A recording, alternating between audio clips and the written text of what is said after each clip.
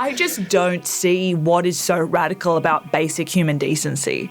And I think we've lost that. I think that respect, decency, and the ability to converse with an understanding of the other person's experience, it has been lost in this country. That's Hannah Ferguson. I'm Osher Ginsberg. Welcome to Better Than Yesterday, with you every week since 2013. When she was 10 years old, Hannah Ferguson went on a school excursion to the Australian Electoral Commission. She came home and told her parents, both lifelong coalition voters, that she was going to be the Prime Minister. They had no idea what to do with her. She went on to become founder and CEO of the progressive independent media outlet Cheek Media, and just the other day announced her candidacy as an independent running for the House of Representatives seat of Grayndler, on a platform that focuses on political transparency, gas export taxes, and gambling advertising reform. Now, why this is particularly interesting is the person she is directly challenging for that federal seat is our current Prime Minister, Anthony Albanese.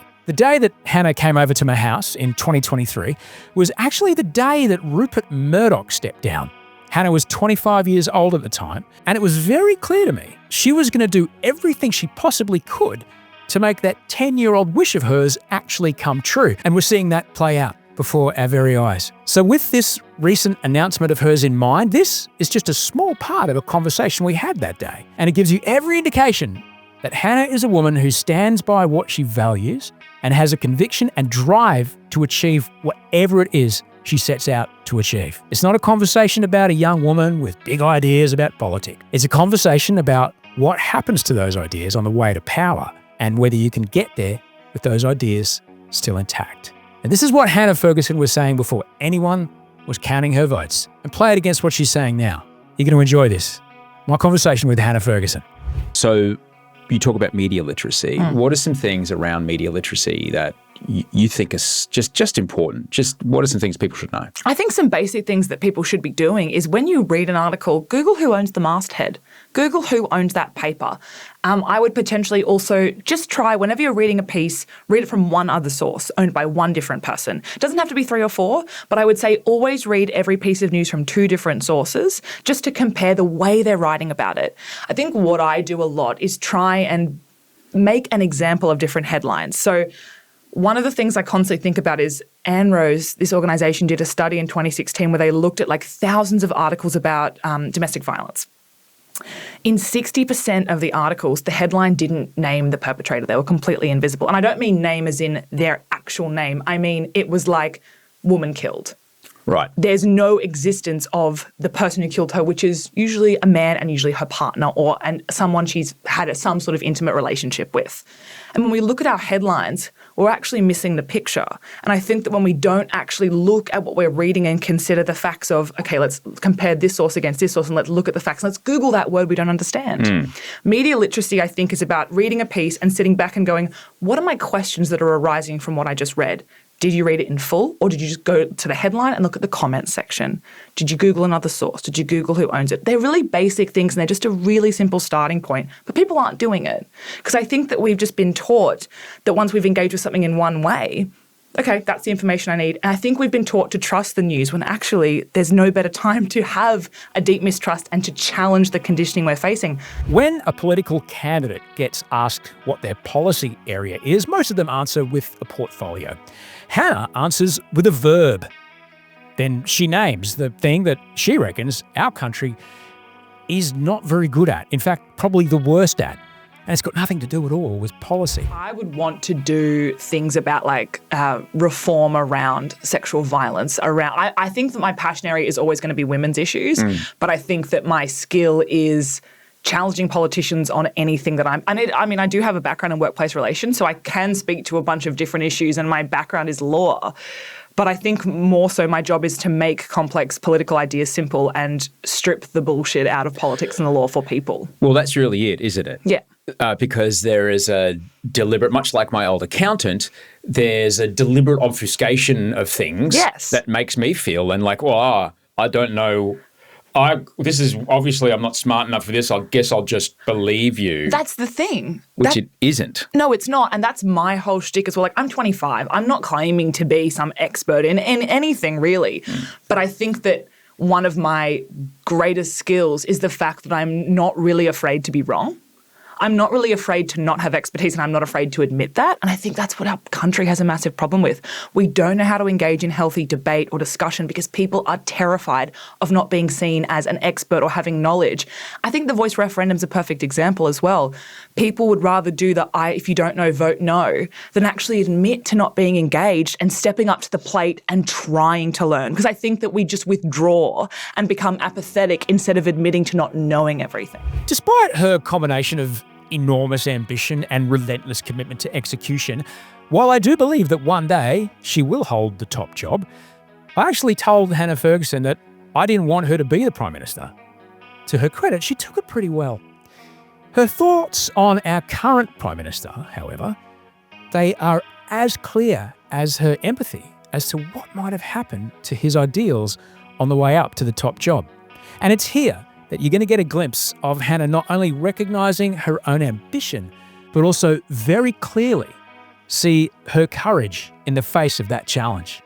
I don't want you to be Prime Minister. Really? No. Why? Because I want you to be President. I'm a Republican. See what I did there? Yeah, I really liked it. I was like, why? See what I did there? I'm with you. So I'm a broadcast professional. I know how to make a moment. No, I don't want you to be Prime Minister. I want you to, or I want you to be the very last Prime Minister we ever have. That's what I was going to say. I'm the person that would become Prime Minister and then hold the next referendum. I am. Yeah, that's kind of, I think that's what it's going to have to be. Because it's been quite clear that the person who ends up our Prime Minister is not generally the person who's the best at leading the country. They're the best person at playing all the bullshit, stupid fucking games they have to play in those party rooms to be the person who is the one in the top job. They're not the best leader. I agree. And my question is, like, obviously I'm quite outspoken and people would call me controversial, even though I don't really think anything I'm saying is particularly crazy.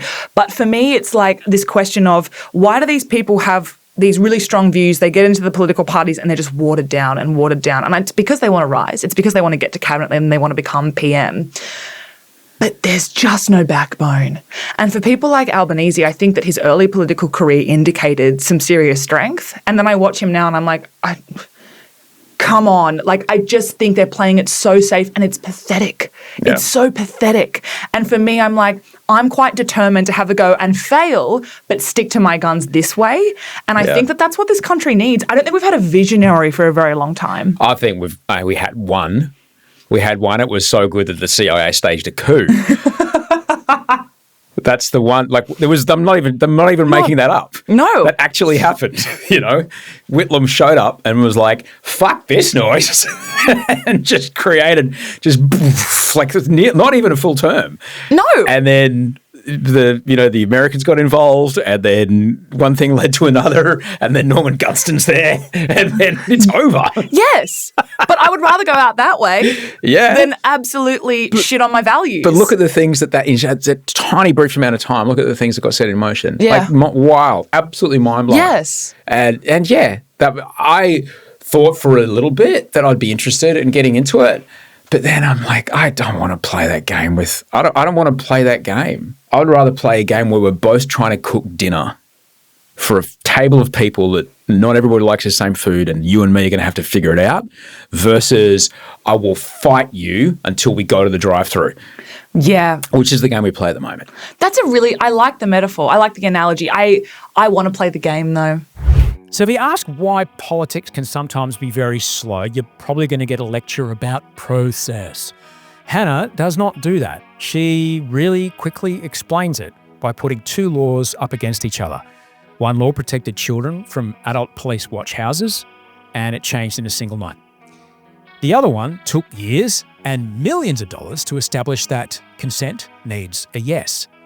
So what actually decides the speed of politics? The Teals are putting forward the idea of a citizens' assembly for housing. Precisely. Yes. I interviewed Allegra Spender about it because I'm really interested in this idea of having the actual distribution be correct and having people actually come to the table and say, this is my view, because we all know that the people who are voted into our parliament are the people most likely to have investment properties. And it's like, you're voting on something how and why? Like, you really should be abstaining if you have an investment property on voting on renters' rights and rent freezes. Yeah. And this is the thing is that people listening to this going, oh my God. And it's like, it's actually not that hard. They want you to think it's complicated, but there's so many ideas on the table as to how this could be fixed. Who's to gain by complicating things so much? I think that when you disguise systems of power and make things overly complicated, you make the public feel like they're not allowed to step up and challenge you.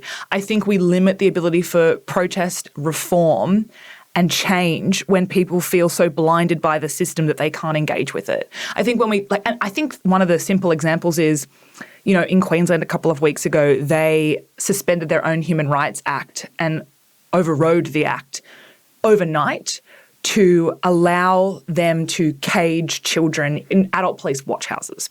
So they got advice from the Solicitor General that what they had been doing for decades was potentially unlawful, and there was a case challenging that. So instead of changing anything, they suspended the act and changed the act overnight. They pushed through amendments attached to another bill, right? They then think about something like affirmative consent legislation. That took years. That took millions in funding for task forces. That took bureaucratic nightmares to say when someone's consenting to a sexual act, they need a positive indication of that consent. When we look at how people make laws and how fast change can happen, when they want something done to cover their own ass, it's an overnight example. And when we want positive change to help the community, it's years-long, millions of dollars of funding, bureaucratic bullshit. And I think that the public just don't know because we're being held at arm's length and told, you don't get it. You're not welcome here. We're the ones in charge. And that's my point. That's my problem, is like, I don't necessarily think we shouldn't be having a big research task force into affirmative consent, but look at the difference. Compare the pair, same age, same income, same super contribution. It's not really great. So now that Hannah has announced her candidacy, this moment you're about to see is even more interesting because she straight up asks me, in 2023, before anyone was voting for anything, before anybody announced anything at all, she asked me if a voice built on the internet could hold up in an election. And then she does something that candidates, I don't think, ever really do, which is get truly honest about what she thinks will actually break the people whom she's hoping will vote for her. Do you think I can take cheek to the polls, though? Do you really think I can campaign for politics using this current platform? I feel like that's dangerous. No, I reckon you can. All right. Because, I was in Perth recently, which is, Sandra Sully described on this show, she described TV in the 80s when she started as a billionaire's fiefdom. And in Western Australia, it still is. It's run by one person. Yes. It's run by one person who owns the mines, he owns the newspaper, he owns the TV news. Is it Seven West? Yes. Yeah. 2 million people watch their news. Like millions and millions of people watch the 6 p.m. news in Perth. It's fucking amazing. But I was there and I was looking around. I was like, the youngest person who watches the 6 p.m. news in Perth 10 years ago is still the youngest person who watches the 6 p.m. news in Perth. Absolutely. So time is on your side because I think the way you're speaking to the world, and this is what I adore about the way you speak about the world is not necessarily of any agenda other than, hey, human beings, over there's another human being, let's not degrade anybody by going from here to there. Okay? That's it. Yes. I think that's a pretty okay thing to agree with. You know what? I tend to feel the same way about what I say. I just don't see what is so radical about basic human decency. And I think we've lost that. I think that respect, decency, and the ability to converse with an understanding of the other person's experience, it has been lost in this country. I don't know for how long. I mean, again, I'm 25. I didn't expect the success of Cheek. I didn't think I was saying anything particularly profound, and I don't think I am.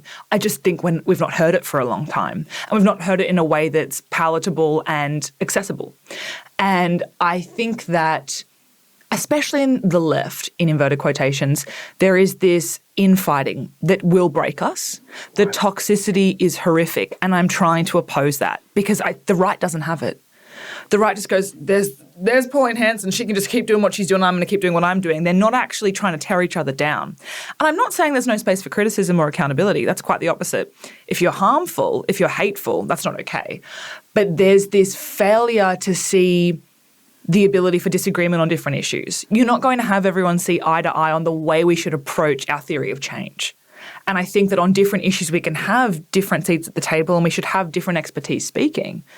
But I think that the left's biggest struggle is to accept that sometimes slow progress has to be the way. And I don't want that. No one wants that. But it has to be the way sometimes, because we can't burn it to the ground and expect to wake up tomorrow with a new world. It's not going to happen. And so for me, it's about how we have conversations now that strengthen every link in the chain and take one step forward together. And we're really bad at that. And I'd like to bring it back together. And that's how hope, I think, is built and sustained. Slow progress. No one's ever printed that on a core flute, have they? There it is. Going back to that chat with Hannah was so cool. There's so much more in that. You can scroll back through the feed to check out the whole thing. But even in that part that you just got with today, she said all of that before there was anything in it for her, which tells you a lot about the kind of person that she will be when she gets to power. I put all the links to Hannah's work in the notes, as well as her books, my books, and ways you can come and say hey at gigs that I've got coming up. If you want to get in touch with me, just jump on the newsletter, shoot me an email. And if you're thinking of someone right now who you would love to get around this episode, just please share it with them. Hit the arrow, the hamburger, the 3 dots, whatever it is.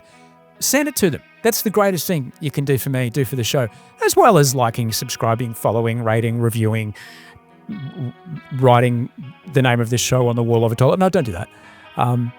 It means a lot. Thank you so much for being here. I'll see you back here on Wednesday. All right. That's it. Go be better than yesterday.